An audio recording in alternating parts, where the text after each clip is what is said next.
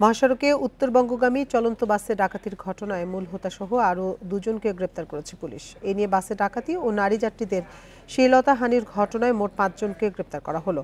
দুপুরে সাংবাদিকদের টাঙ্গাইলের পুলিশ সুপার মিজানুর রহমান জানান, সোমবার রাতে নেত্রকোনার পূর্বধলা থেকে মূল অভিযুক্ত আলমগীরকে এবং আশুলিয়া থেকে রাজীবকে গ্রেপ্তার করা হয়।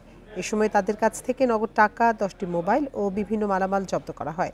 তারা ডাকাত দলের সদস্য বলেও জানান এসপি। অন্য আসামিদের গ্রেপ্তারে অভিযান চলছে।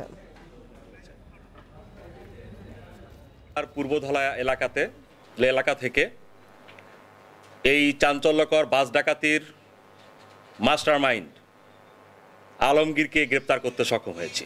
আমরা Alamgir, second in command Muhit, অন্যতম সদস্য সবুজ, শরীফুজ্জামান এবং রাজীব সহ মোট 5 জনকে গ্রেপ্তার করতে সক্ষম হয়েছি।